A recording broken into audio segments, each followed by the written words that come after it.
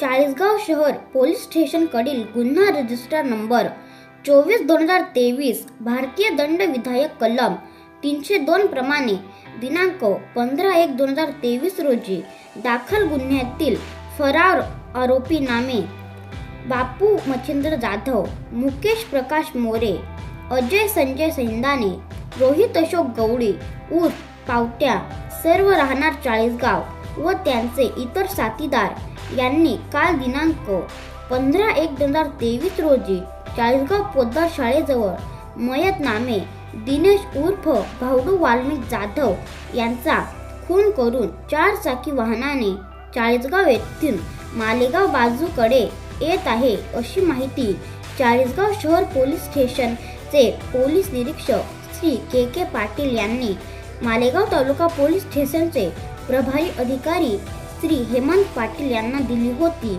त्यावरून चाळीसगाव फाटा येथे नाकाबंदी लावण्यात आली होती।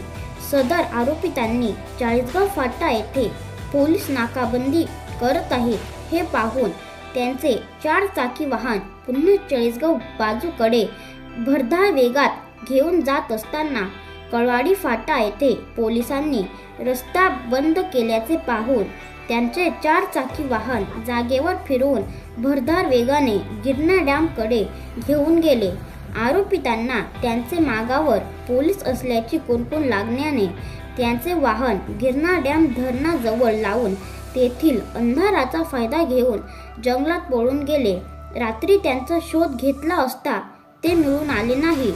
सकाळी 7 वाजेच्या सुमारास गुप्त बातमीदाराने पोलीस नाईक बच्छाव यांना कळविले की चाळीसगाव शहर पोलीस स्टेशनकडील खुनातील आरोपी नरडाणे गावाकडे येत आहे अशी माहिती प्राप्त झाल्याने लागलीच पोलीस उपनिरीक्षक विशाल पाटील व पोलीस नाईक बच्छाव असे नरडाणे गावाकडे रवाना झाले। गावातील लोकांचे मदतीने बापू मच्छिंद्र जाधव, मुकेश प्रकाश मोरे, अजय संजय संदाने, रोहित अशोक गवळी उर्फ पावट्या, सर्व राहणार चाळीसगाव यांना ताब्यात घेऊन चाळीसगाव शहर पोलीस स्टेशनचे पोलिसांच्या ताब्यात देण्यात आले आहे।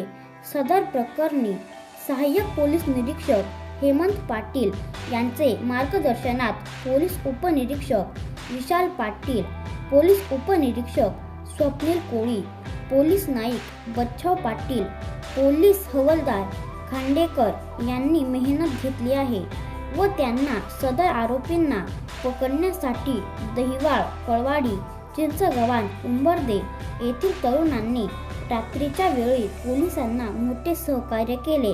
भारतभूमी महाराष्ट्र न्यूजसाठी चंचल पवार।